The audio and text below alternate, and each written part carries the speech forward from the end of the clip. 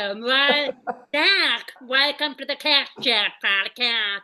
I had an Hi. opportunity to talk to Blondie number one. Now I'm able to talk to Blondie number two, so I really appreciate you finding the time in your schedule for coming on. Of course. Well, let's get one thing straight. I'm Blondie number one, and Hayden is Blondie number two. Okay, so Let's get that you're right. number one, but at the March Madness bracket. So how is Yes. that going? I'm definitely number one in the March Madness bracket comparative to Blondie number two over there. Oh my goodness. All right. I wanted to know about acting. How did you get into acting or theater when you were young? Amazing. So I'm from a small town in Kansas, and there was just a lot. There was a lot available for me to try, but nothing at a sense of like really professional stuff. So it was just like middle school musical was like the first thing I ever tried out for, and I booked a lead role in sixth grade, and I beat out all the eighth graders, and so I thought it was pretty hot shit um, for the first couple years of my middle school life and high school. So I got started as a little middle school kid in You're a Good Man, Charlie Brown. I played Linus, and the bug, that little theater bug, bit me, and so the rest has been history. I My parents are both athletes, so my dad is a basketball coach, so I was really involved with sports. But because I am from a small town, I had the ability to kind of get to do everything, and was a like it was nobody ever told me I couldn't try other things. So I'm really grateful I'm from a small town, and really grateful that I had the opportunity to just put my foot in different types of water, so to speak. What if acting wasn't in your career path, or if it wasn't an opportunity that was presented for you, what would be another career or job you would pursue? So I worked in college while I was going to art, like getting my BFA in theater. I worked with young kids at elementary school, and so I thought I wanted to be an elementary school teacher. So that was my very first like thought, like, oh, I could be an actor, but like maybe being a third grade teacher is really where my heart is. And I sat with it for a long time. I actually am like, would have had a degree in education. Now it's over. Like, I don't have that degree. Like, I'd have to go back to school. But I can't, unless I followed my dreams, I wouldn't be able to teach. So I told myself, if I'm supposed to be this elementary school teacher, I need to follow my dreams first. So when I go back to it, I at least can tell other kids to follow their dreams, because I think that's really important. So if something is deep down inside of you that you want to try, that you maybe not be able to, like, you're not sure how it's possible, I'm always say try it and then go back to the thing that you think you're supposed to do. I don't think I'm supposed to be an elementary school teacher anymore. I did Welcome to Chippendales. I just don't think that's going to ever be appropriate for me to be an elementary teacher. I have too much backside nudity, if you will, on on the internet now. Yeah, you would probably be better off as a high school teacher or college professor compared to elementary and middle school. Don't want to put a lot of risky in your teaching style. Yeah, probably more college if I were to ever go back to it. Exactly, when to college and beyond kind of match up with your Hulu things. I did a lot of, no, not a lot of homework, but between watching your podcast and doing some research on what have you been on, like a TV show or a movie I started to watch, The Chippendales. And I find it very fascinating. I mean, I've heard so many things about the show, the movie, the play itself, in Vegas, I think, or something. I'm not sure. I think I'm gonna give it a try. I find it very fascinating. I think I'm on episode 4 Okay, or 5. I'm not you're sure, but I find it fascinating. So I wanted to talk about no experience, but like how did it play out? How did it work out with all the practice, with all of the dancing and connecting with the people on the show? Well, Welcome to Chippendales is one of my all-time favorite experiences I've had as an actor. And it was right after we were getting out of COVID. I had just moved to LA, and I was like, and I didn't really know what I was getting myself into in terms of TV. I had done one TV show prior to that. And so when I booked it, I didn't realize I was going to be on every episode. And I didn't know very many people. There's a couple other guys that, so there's a, for listeners that haven't watched it, it's about the story of how the Chippendales came together, or how Chippendales was created. The story is wild, and I play one of the original strippers. So my character auditions and then performs uh, the the dances, and we're about like right, like when it was still nitty gritty, and in the 80s when drugs and sex was just like at the height of this platform of the Chippendales. Now it's in Vegas. You can go watch it in Vegas. The boys are very attractive. They take their clothes off, but it's not as like gritty. So I got to be part of this like grittiness as an actor. And coming from my theater experience, always play these good boys. And so it was really fun to come in and like be sexual and do drugs on a table.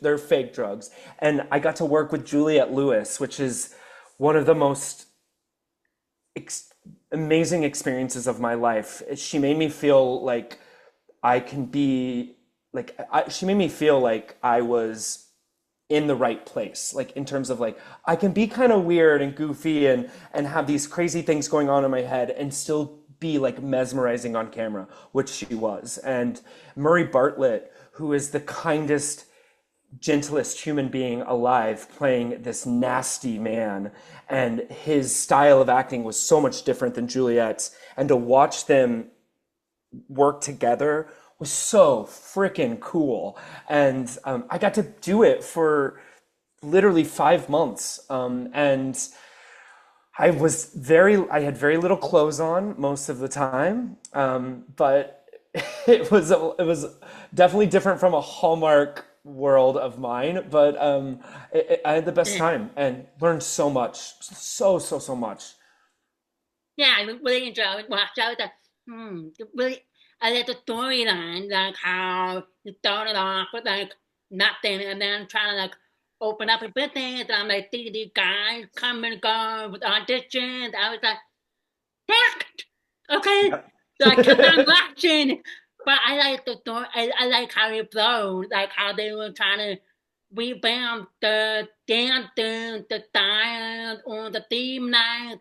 And I was surprised that the Juliet and I was like, oh, she's like the mastermind, Yeah. the costume change, try to make everybody things go easier while they're on stage.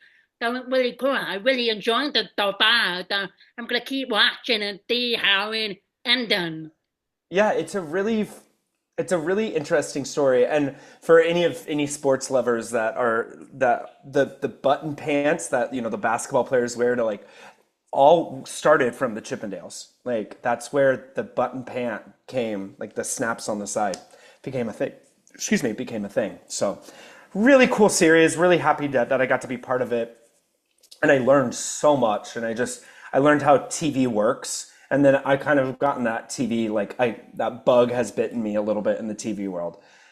So Yeah, it's that's pretty also cool. fascinating. That was the cool fact about the batting pants because I think when I was in high school, I only one pair. So I had Yeah, shoes. exactly. I just, go to my basketball practice, take them off. I'm like, I like these pants. That's what they're from. I wore them all in high school too, and that's what they're from. Definitely. Yeah. Let me see. Okay, going to forward to the how was your experience on the Christmas reality show? I mean, I talked to Hayden a lot about it. try not to divulge very much because the the contract. But I'm told them I'm I love all the guys. I loved all the guys, and it was different. And I'll be like, I'm going for the guy, but the guy that I wanted to win didn't win. But everybody did very well in their own in their own unique. way. Yeah, Oh, for sure. Yeah. Um, the experience for me was really fantastic. Because I was coming from the actor strike, so I got to do some really cool TV shows before all of this. But then the actor strike happened, and it was like it was like a year, and I was pretty like down in the dumps, to be honest. Like I just was like, what am I gonna do? I moved out to LA. I to be on TV, and there's no TV, and a good I got the opportunity to do this show, and I was like, oh, do I want to do reality? I love reality TV. Like, I love watching it. I've always thought it'd be fun to be on one. So I was definitely like, oh, let's go for it. It's Hallmark. So do I have like, am I gonna win? I don't know, but I'm gonna give it my best shot. But the show itself was a blast. And I was really, I think the hardest part for me was having to leave early because of a medical no, emergency. broke my And heart. Okay. yeah, and but I think I got out of it what I needed to get out of it, and that I made a, not only a business partner, but like a best friend from it.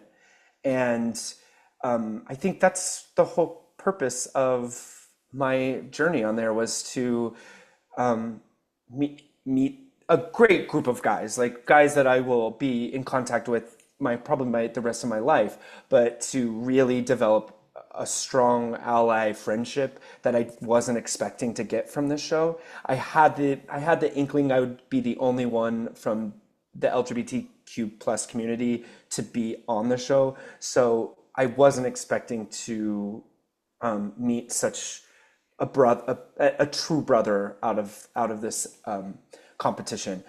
I, I there's no secret. I also wish the results were a little different for my other blondie, but I always tell the boys if I was still in, it would have been a whole different story. So who knows who would have won if I would have stayed in. Definitely. I mean, yeah, I told the other one. I was really doing like my top three. And after you laughed, I was watching like the daily competition and watching you connect. And immediately it was just like you and Hayden right there. Yeah. I was like, okay, I can see that whole romance and the whole development of a really good bunch up. My favorite part was the ugly brother contact. I thought that you went all the way, but you should like jumped in. I was like, oh, I remember that. I Love. I had the best. I was having when I Later tell for that thing. I was having so much fun. Like that was what I think what was heartbreaking for me was I was having a blast. I loved every day. I was getting up. I was going to the gym before. You had to go to the gym before because all these boys were little muscle men. And so like I was feeling so good. I was like I'm here like this is where I've always wanted to just like finally show who I am and be this weird goofy guy, and I was like I'm gonna lean into it. And the ugly sweater contest was like my first choice to be like, all right, you're gonna go crazy. And I've watched enough RuPaul's Drag Race to know how to like win a little walk, a little runway walk. None of these straight boys were gonna outwalk the gay guy in the show. So I will say though, there were a few guys that I would like when I saw their sweatshirts, I was like, oh no, okay, we got some competition. Hayden was one of them because I didn't realize he was gonna be putting his little booties on his legs, and I thought that was really creative. And so I think I started eyeing Hayden a little bit more of like, oh, this kid knows what he's doing. And then Daxton wanted to get to know him a little bit more. But when I first came into the house, I just was kind of keeping quiet and keeping my eye out on the people that I felt like I would connect with. Because being a gay guy in a heterosexual, like where everybody besides the host is gay, I mean, as straight, it can be a little scary when you're the only one that's different.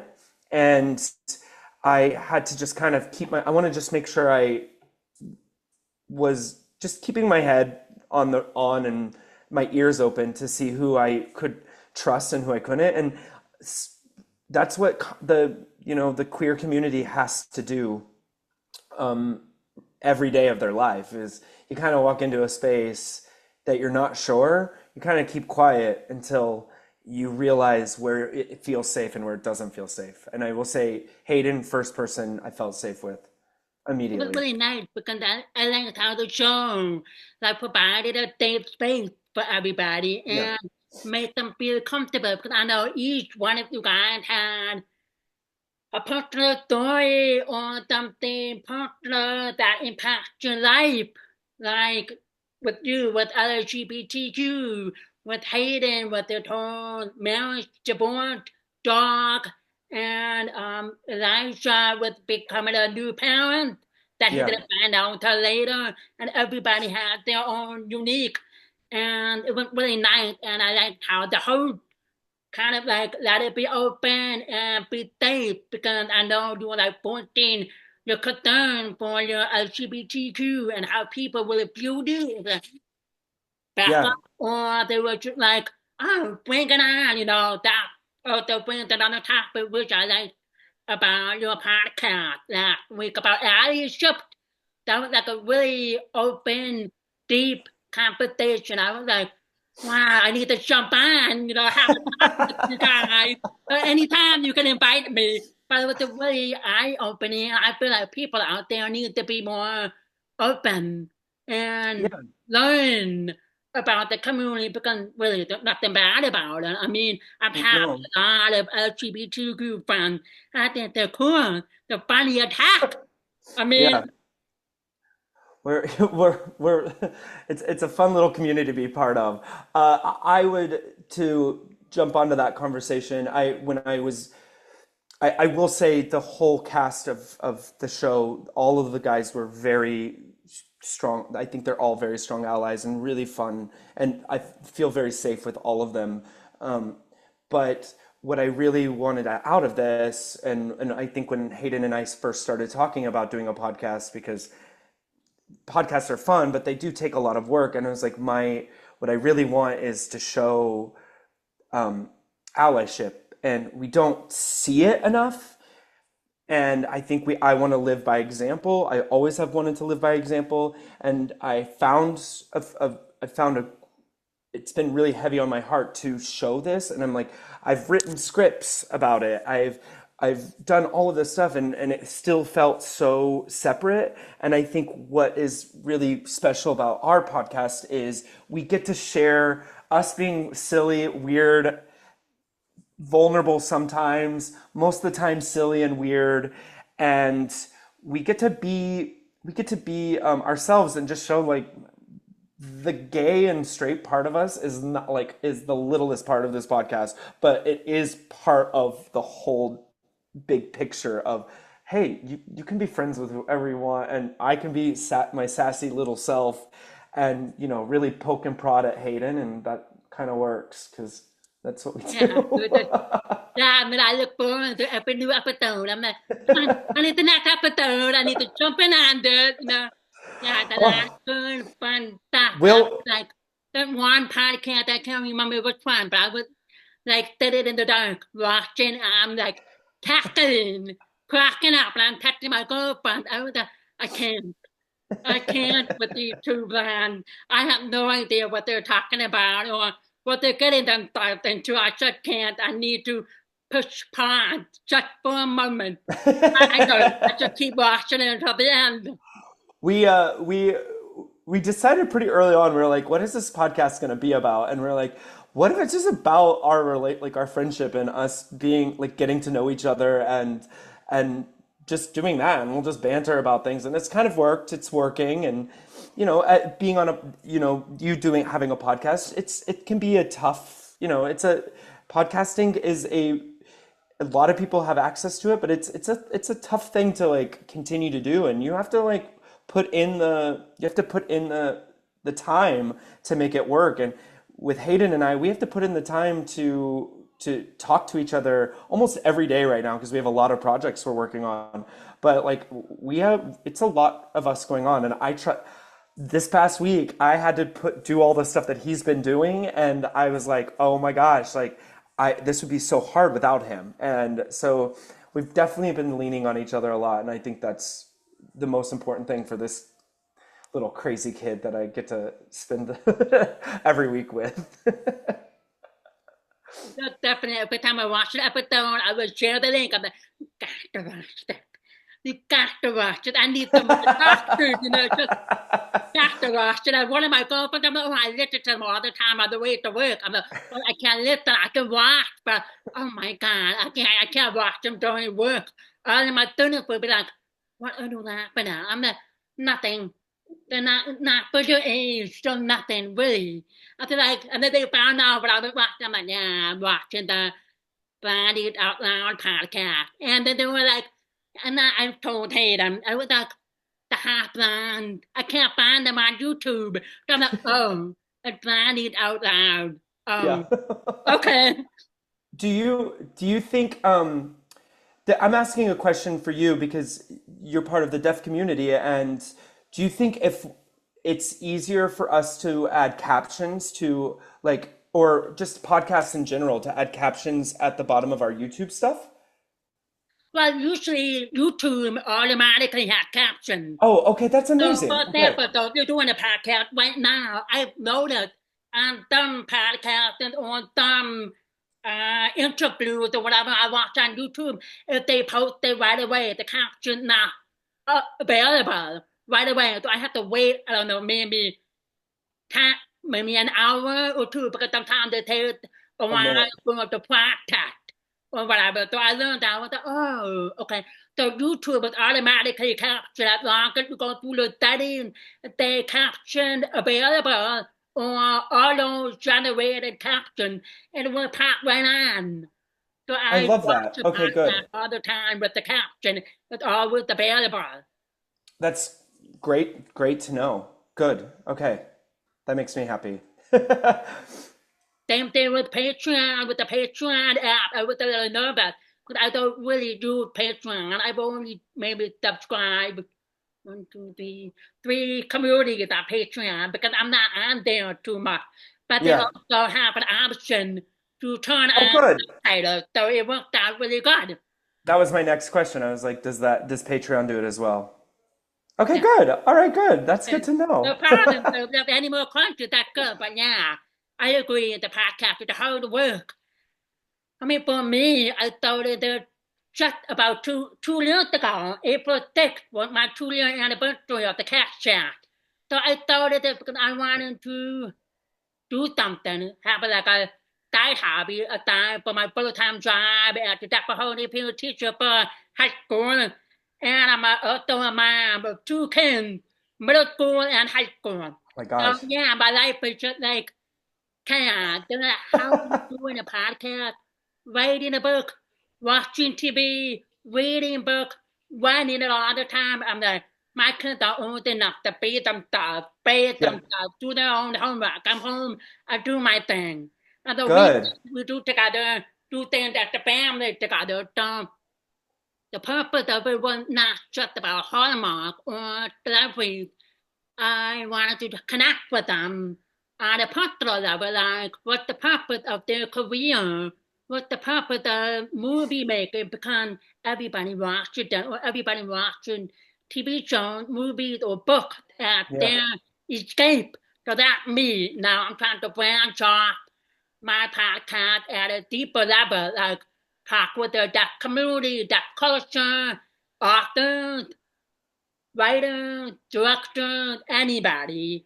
Just get to know them on personal level and what the purpose of their life and how they contribute to society these days. So it's been a very fun journey. Yeah, it's really fascinating. Like it's really like especially just getting to know you in these last couple weeks. It's been really cool to watch how you interact and talk and speak and talk to us all, and that's been really really cool and eye-opening. No pun intended. Eye-opening to just the community of podcasting in general. Just because like it's available for everybody, and I think that's why we love putting up the YouTube stuff because if you can't hear it, then it's great to you can watch it, and I think that's really important too. Yeah. Even though you don't want to watch right now, no, you do want to watch it. This is the time to watch when my hair is crazy. So the last one, my last one. Becky has some notes. Becky has some notes on the last one with the crazy hair. So tune in next week when we I give Becky's new notes on my hair.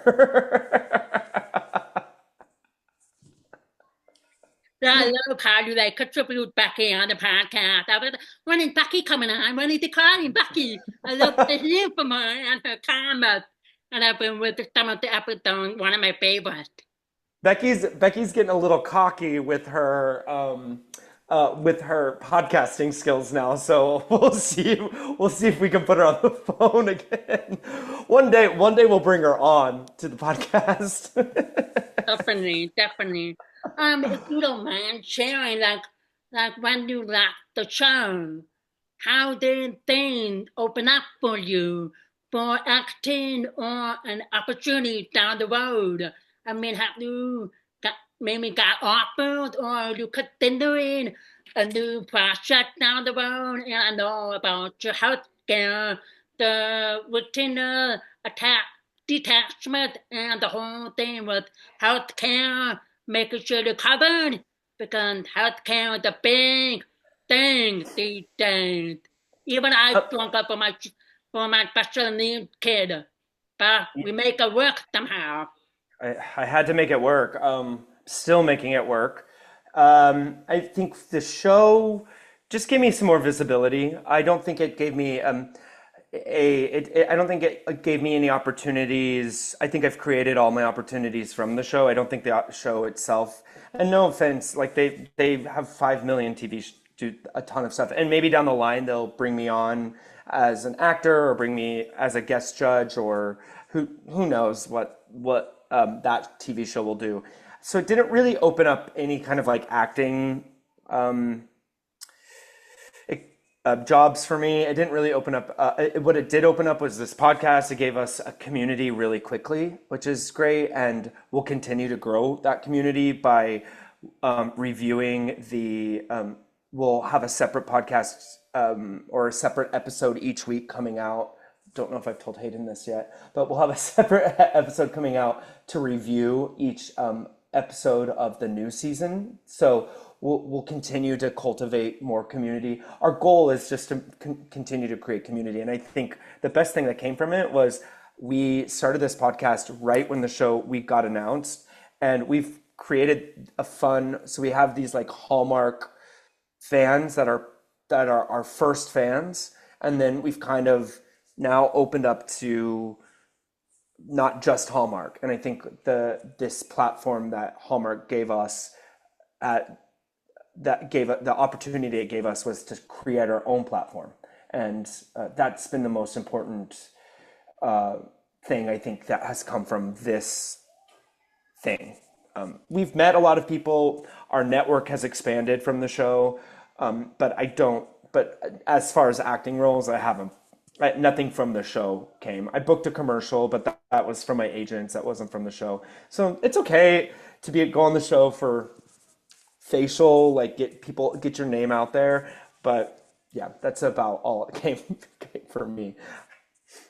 So if you were offered another chance of any kind of reality show, and thought like a specific theme or specific kind of reality show, or do up for like anything like Survivor kind of reality show or a game show or another competition show that shows healthy competition, not like intent or mean competition. I can't think of a room, but I think that Christmas reality show was just So a fun nice, yeah. competition and you grow a relationship and it open gives everybody to have an open opportunity after the show. Oh, he got this going on. He got that going on. Oh, he's Yeah. in a new movie or that kind of thing.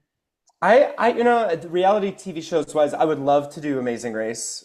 I think that's a really fun show, which is hard. Like the drama comes from like how you it comes from relationship and how you can get through difficult things with relationship. I so that's a that would be a fun show. I would love to be on. Hallmark just announced like the murder mystery TV show, and I'm like, well, if they have any, celebrity stars on there, I would love to go on that one. I'm sure it's gonna be like fun and nice and Yeah, that would be yeah. fun. Yeah. Oh my I mean, God, a lot of great stuff. put me on a mean one too. I can handle it. I don't know if I could picture you that mean. I could picture you as like a fun, quirky, chaotic person. You know? Yeah, I bring the chaos, but up here I'm not chaotic at all. That I think that's what with the reality show we were just on, I think what everybody saw was chaotic, but the which I wish I got to do more of those window talks. But I had a plan. I had planned out most of my each episode. They kind of give you a hint of what like, oh, there's a talent show coming. So I kind of didn't tell any of the guys that I had any acting experience at all. So they all thought I was a fitness instructor. And so they didn't know I had been on Broadway. I kept everything a secret until each thing could be revealed. So I kind of just I chaotic Dax was like really prevalent to those boys, but I knew everything I was doing. It's fun. It's fun. But I love reality TV. I love reality TV. but now heading over to the podcast. How did it start? Like I know you have a romance and a good friendship with Hayden, but like what put you up with an idea of a podcast and who's behind the brain, the bird, who's behind like the planning or the like both about the birth start? Well, I think I brought the idea to Hayden first. I watch a lot of RuPaul's Drag Race and I study how some of these queens continue their success. And I know very well that like just in just trying to find Instagram success from a show is never going to be enough. Like you have to continue to find other outlets to create your voice. And I've watched RuPaul's Drag Race since like season 5. So I've watched all these drag queens have a lot of success, and the ones that have had the most success started podcasts, and they've kept their audience intrigued by going to places live and really creating a community. And there's space for that, and we didn't see a lot. We didn't. This is Hallmark's first reality show competition, so we know that we're getting in on something early, and if we put in the right work, this could grow into something really big for us. And so I was like, Hayden, we're getting along. I would love to like start doing something like this. And like, let's keep it quiet. We're not going to tell all these other boys like up here. And I, and Hayden knows a lot of people in the podcast world. And so I think his brain started working, and then it just kept spitfiring. It just kept working. Like, I think I just brought the idea to him, but I think without him, I wouldn't be able to do all the things I've done. And I don't think without me, he wouldn't be able to, like, so we've really are a partnership in this little podcast that we have, in this little Blondies media we're starting. And we've written like 3 TV show ideas that we're trying to pitch, and we've written a reality series we're trying to pitch. And so we're definitely like trying to go beyond the podcast, but the podcast gives us our voice, and we don't have to wait for somebody to tell us what to do, wait for somebody to tell us what to talk about, and we can create our community now and not have to wait for something else big to happen so our community grows. So I think I brought in an idea and Hayden and helped cultivate it, and I think that's where it's been really magical. Yeah, it was really nice to see how it was brought to life. At first I was like, okay. And I didn't even watch it until later on. I was like, okay, I gotta catch up. And I binge on But everything, and I went back to the reality show, and I watched everything. I was like, he should have won. That person should have won. But that's okay. That he he hopefully should have tomorrow won. we get another chance at a different reality show. It could be something not Christmas. It could be something else. So what not for do and Hayden and the Blondies Outloud podcast? What is the next step? What is your dream of making it more bigger and reach out to more viewers and bands?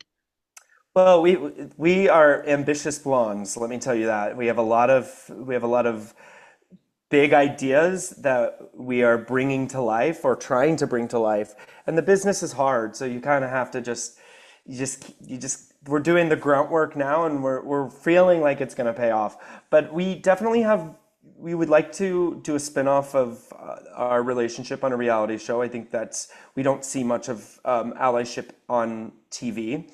So we would like to do that. We've written a couple scripts that we'd love to pitch to Hallmark or pitch to other networks that not only involve Christmas themed shows, but maybe also just friendships or bromances in general that we've made. So we definitely have ideas. We're working on ideas. The behind the podcast is to keep doing it. While it's still fun, it is a lot of work, but we're having a blast most times working on it. I think our favorite part is the talking part. And then we are having live events. So our goal in 2025 was to go live. And we do our first one in May. So we're really excited about that. And then we're hopefully there'll be another one in the fall. I have to get another eye surgery, so we'll be a little bit, we'll still be podcasting, but I'll be a little bit out of commission with traveling or anything like that until this last eye surgery gets healed. And so yeah, we've got a lot of stuff planned for the rest of the year, and we're having a lot of fun. The event that we're getting ready to throw has been really fun and stressful, but like in the best way. And we just want to keep creating community, and we're start one person at a time. And that's the most important thing to us is create community, create laughing, be silly, be stupid, and like don't take life too seriously. Like that you do that in your other parts of your life. So we just want to really just be like, here's a great time to be silly. And so that's our goal, I guess, for 2026. Yeah, definitely. And yeah, I know podcasts take a lot of work. Like when I started off, I had to think, okay, my first podcast was with Benjamin Aries from Hallmark. And then after I got off with them, I had like a one-to-one with my interpreter. She was like, girl, we need to have two interpreters. I mean, I know this one was the first one, but it was a lot, but it was a good job. So it's a lot of work, finding time, my schedule, and in their schedule, making sure it worked out. And I'm available one day on the weekend if it can't be during the week. And I do it at my own pace. My friends were like, if you have to do one podcast a month, fine. Or two a Yeah. month. So I try to get all of the interviews and upload and at a timely manner, but at the same time it's rewarding because you have new connections, you meet new people, and if you are like if you visited some other state and you're like, oh, I know the person who lives here, I'm gonna connect with him or her, and then show around whatever. So if you guys ever come to Wisconsin, just then I could show you Apple Field, which is the most happier place in the world for me. My kids think I'm crazy out there. Nah. Once you And get was that stadium, your life will change forever. I'm telling you. where is this at again? Green Bay. Green Bay, Oh, Wisconsin. I've been to Appleton, Wisconsin as well. Yeah, They're very close. Yeah. Oh, how fun. definitely. So yeah, I understand about the podcast. You know, so I'm excited to see about your live event, and I hope it goes well for the trial and error. Okay, what to do next time, what not to do, and all of that shit. So yeah. Yeah. And we started we're starting to sell merch, which that's coming up in the next couple weeks and like that's a whole new world that we're playing into, but the Blondies hats are a little bit more popular than we thought they would be. And everyone seems to want one. Yeah, but I first started, guys have to have. I was like, I have to have one. I Yeah. have to have one. Come on, release the merch, waiting for it. But yeah, how did that whole process with coming up with the merch and how did it connect with the podcast? Like the What's band will go into the podcast and provided all the live project or anything related with the podcast. right now the hats funds will go into all podcast advertising, more events, more merch to give. Like we want to do more giveaways. So that's basically right now. The merch is just to get our word out there. We'll have a few other fun things. The hats have been very popular. I think most even people in my cast right now. I'm doing a musical here in Phoenix, and even like 7 people in my cast are like, "Where can I buy this hat? Where can I buy this hat?" So it's just making it affordable because we don't want to be like we don't want to like do anything too crazy expensive, but we also want to have the hat is fun. My sister designed it. It's she did a really good job, and people are really liking it. So it's just trying to find new fun things. I obviously am ambitious and like I want Blondie socks and I want Blondie's da da da da da, da but we'll get there. We'll get there one day. So definitely take your time. It will eventually Yeah. happen. Like I'm a huge fan of hoodies. So I feel like a Blondies Out Loud hoodies and stuff. But yeah, those are fun stuff to think about and create and how to incorporate all the band. Like for myself, I'm trying to work on a beanie for my podcast. And I'm trying to connect with the person that made my original beanie. Like, how do you want to do that to work? Because for me, it's not just about the money. No, so maybe I could make the money go into like a fundraiser or a Yeah. charity or some kind of a donation, and that you could keep all the profit, you know.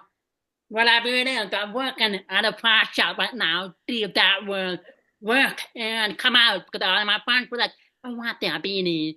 And I'm like, sorry, but I'm working on something right now, so we'll see. Okay, good. We'll have to do a trade. We'll send you a hat for a beanie. um, but yeah, and we're using a small town. My small town has a printing shop, so it's we're using a local business to help us get everything started off and going. So that's what we're. Hayden is visiting this week. He's seeing the show, and he's in between gigs, so he's here, and so we have a lot. We're catching up on a lot of work this week. That's So fine. Sure, I'm yeah, not getting a couple of TikTok by on the show. I thought, wait a minute. In fact, that. So I'm like yeah. trying to watch it again. It's really fun having like a little bit of TikTok fun in the dressing room before your show. I'm I'm having yeah. Well, my character doesn't come on for like 35 minutes into the show, so the boys in my dressing room like to do TikTok live. So we've been having fun with that. I told Hayden we're gonna do a TikTok live one of these nights, just to because when we're just chilling out on the couch, we'll do a TikTok live. He loves to talk to all his live people, so I got to make sure I'm there. Yeah, I try to be like that. I talk to the live and the people on Instagram about life of a teacher or life of a special need mom or just like something random because it's an outlet and it's Yeah, your safe space depending on who watching the videos or the live or who commented on it. So yeah, it's a funny way to interact with people. wonderful. Yeah, well, great. I love it. I'm having fun, so I think that's the whole point. Yeah. other than podcasting, do you have what you do out of life, outside of podcasting? Do you have like a stability of a job or acting with dinner or just happen around? Well, I'm still a full-time actor. So I was a full-time actor before Hallmark the Hallmark show, and then the strike kind of made me not a full-time actor. I um, had to dive into some other things. But right now, luckily, now that things have picked up, I've done a couple more theater gigs. Back into right now, I'm on a theater gig. I will spend a lot of time this summer in New York. That's where I'm getting my eye surgery done. That's where my boyfriend lives. And so we're going to be spending time together. I have some downtime. I did a commercial this year that is allowing me to have some downtime. And so my goal right now after this is to heal, get some more auditioning, live auditioning in person theater wise, and go back and forth and see what I've been very lucky the past like 18 months to have a lot to do. And you mentioned earlier about the insurance. I have SAG health insurance, and now I have my equity, which is the theater union's health insurance. So I'm overly insured. I wish I could give some of my insurance help to people that need it. Yeah. And I could talk an hour on my trying to have a voice in how to deal with our insurance world, because it made my year really difficult last year, and I'm still paying it off, but I'm a firm believer that money will flow. I'll pay everything off when it needs to happen. But right now I'm working, I'm happy, I'm in a good headspace, which I wasn't for a long time until we started doing this podcast and trying to heal and trying to get my eyesight back. I still don't see out of my left eye very well. Hopefully that'll change in the next couple months when I get the surgery done. So it's just trying to keep on moving and trying to keep a good attitude. And not every day is going to be a good attitude day, but I try my best. Yeah, definitely. Yeah, I mean, I was watching the episode and we're talking about the drunken with insurance, what covered, what not covered, and like Hayden mentioned, like if he had no insurance, I mean, the only insurance he had was when he goes back to Australia. I was like, oh my God, I can't imagine that. And I know when Yeah. I'm drunken, and I learned a lot about the actors and the writers strike. I learned about what they will get, what they won't get, and I automatically, I know I should not assume on anything, but literally anything. I thought they automatically could help them to know the charms and stuff, and I found out that, You oh, have to work. You have to no, be work. absolutely not. Ouch. You have to be working. You have to be working, and when the strike happened, what's really sad is um, I make residuals off of the TV shows I've been on, and those usually cover my health insurance weeks. So with SAG, it's about how much money you make a year, and I my residuals from Chippendales and from the other TV shows I did usually cover that, but the producers have to pay that. And when we were on strike, the producers weren't paying that, and so SAG wasn't getting that, and therefore I wasn't get then therefore I lost my health insurance.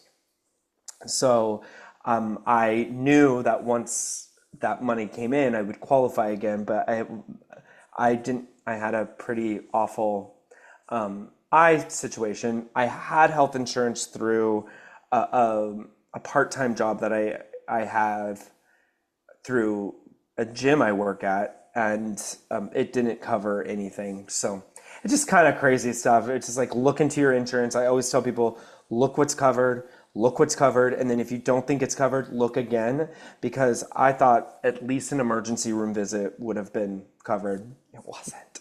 So God damn, I had to go through the insurance with my son. He had yeah, a car crash, so they're trying to figure out what covered, what not, and all of that, but like learning all of that stuff from the strike and how much an actor had to make in order to get insurance. I'm like, that's absurd. I'm yeah. a teacher and I have insurance and all of the benefit not to break. But actors and actresses, I was like, They should be equalized as teachers or the frontline workers when it comes to getting it done. But nope, they have to be at that You have to be at a level certain level. or Yeah, better. and theater, you have to also the insurance. Once you make it, the insurance is not expensive, and that's the best part. But like theater, you have to work like 15 weeks a year to be covered for the whole year. So luckily, I qualified for that with this contract I'm on right now. So it's just you just gotta you just you just hope. Right now I have insurance for like 2 years, so I'm like we're good for 2 years. And hopefully the residuals keep coming in and I can just keep having insurance until I book another TV show. Definitely, so almost when it get close to the 2 year gap, you gotta jump ahead, Mister. Will I Yeah. keep going with insurance? Will I not get cut off? Did So you hopefully I'll work. can Hopefully I'll be working before that. So that's a definitely. if I don't have a job in 2 years, then I should probably. Hopefully, I'll put a word out for you. I should reach out any TV thought or any whatever. Put that into the show. I don't care what kind of character you put him on the He show. needs his insurance. Just, he could be a guy in the emergency room, or he could be a lawyer that fighting for insurance. Just put him on the Yeah. I'll take my clothes off, you know? I'll even take my clothes off. All right, I'm going to wrap up the show. I always give my guests an opportunity if they want to learn anything or ask anything about me. Then give them a chance. I'm so fascinated. I have so many questions, but my first question was like, how or how accessible are like for us for our podcast? Are we accessible enough for you? But you answered that. Um, my first couple questions. You've been deaf your whole life? Were you born deaf and Oh yeah, I was born deaf, okay? and I was raised oral. I learned to talk first before signing because my parents were not favored of signing or the deaf world, the community who wanted me to talk. So I had speech therapy from the moment I talked to maybe my second year in high school. I'm done with speech. I'm done. I don't like it. I mean, I talk fine. I practice on my S down, but okay, you graduated from speech. I learned how to sign in third grade from a deaf friend of mine. We met at a deaf camp, and I was talking, writing back and forth, and I had a boyfriend that time that he was both talking and signing, so he was my interpreter for her. Oh, So we fun. got together, and yeah, she got together, and we became friends, and I started learning sign language third grade from on out, and for accessibility for the podcast, I mean, if you upload it on YouTube or Patreon, there's automatically captions up Perfect. there. Just have to make sure your study, the captions are enabled, or Okay. sometimes I think the trick was, I don't know, is that made for kids or not made for kids, but for some reason, if you put down made for kids, it will turn off the comment. I don't know why. Wow. But Good to yeah, know. I learned that a long time ago from my maybe second or third podcast, I had to go back and edit. I'm like, I Okay. want my comment, and I could not make it again. And then they keep the comments on, and they will also have auto-generated caption. I mean, it's automatically, but it will be available as soon as you post that. I have to wait sometimes. Sometimes I watch my friend podcast, unbuttoned suspended podcast. You just Kevin McGarry fandom. I watched the podcast right away when they posted, but the caption not available. I have to wait another hour or two. To an hour or two later, I come on, it's available. They Okay. always ask Good. me, is the caption working? I'm like, working now. I should Okay. have to Good. wait a few hours to watch the episode. Good. So um, are you completely deaf or can you hear a little bit? I'm 95% in the right ear. I have an earring. and I am nothing. And I grew up with two earrings up until high school. I told them, this one no good. I can't Yeah. hear anything, not even with the earring. Don't stop wasting money on insurance on both earrings. I use one earring from now on. But when I went to college, I went to college in Washington, D.C. I took out my earring, turned off my brain, and went into full time language mode, which I transferred from English, Daxton English, to American Sign Language, which is the native number one language in the deaf culture, deaf community. Cool. Yeah. And my last question is, who's your favorite deaf actor? My favorite deaf actor. Hmm, let me think. Oh, I got her. It's tough. I mean, I like all of them, but I don't really have a favorite because sometimes when they act or they are on a different acting practice, they kind of like shift or involved. But if I have to say I have a favorite actor, I would say, what's his name? Troy Carter. He was Okay. one. He was the one that was what was the name of that movie from Apple? Yeah, didn't he win an award? Coda. Yeah, Coda. Coda was Coda. so Oh good. my God. I Coda cannot was believe so that good. movie. Funny story. I saw that movie for the first time because I don't have Apple TV. I have way too many streaming services now that I don't need I don't need anymore. So I went to the emergency room that day and my best friend who taught me sign language told me go to the emergency room because there's something wrong with you. I was like, okay, fine, but you have to come with me. I was in pain. I had a muscle spasm all over my thigh. I was in pain. I would walk in the waiting room, trying to get comfortable, finally went in. The nurse gave me a muscle relaxer. I come out the pain and going away. My body finally just so my brother thought while we waited for the doctor to the test result, but the heart was everything making sure not a heart attack. I'm like, not a heart attack. I wouldn't know. That is just the muscle. My brother thought watched it movie. I watched it movie. It was really funny, Yeah, fascinating, very good. powerful. So Oh, if I have good. to say what my favorite, I think he was my favorite actor out of compared to Marty Marlin. She's good, but sometimes I don't always agree what she says. Yeah. It Oh, doesn't okay. affect him. Sometimes I think she's a little bit much, but she means well. So there's some TV shows I'm like, not sure. Another one was from New Amsterdam, Sandra Bank. She was Yeah. the deaf doctor. So those two I like the best. Uh, Okay. Anybody else? Good to know. Yep. I love seeing, Trying I to get love, them on to come on to the cast chat. So yeah. we'll see if that happens in the next couple of years. Who knows? Yeah. I love seeing the deaf representation, deaf community representation on TV. I hope there's more of it. So, Definitely, I mean, I've been in a picture with my Hallmark friend. I'm like, hey, if you need a deaf individual, I'm right here, but you should have to pay my way here because as a teacher, I don't make enough. yes, that's very true. Yeah. So I use back the pay rate every year. I mean, we do so much for our job. I mean, pay out of our pocket for students, get them the Yeah. best education. Yes. Yeah. Yeah, Well, this was really lovely. Thank you so much. no problem. Well, thank you for coming on. Absolutely. Oh my God. It was, I'm so happy we got to make it work. Definitely.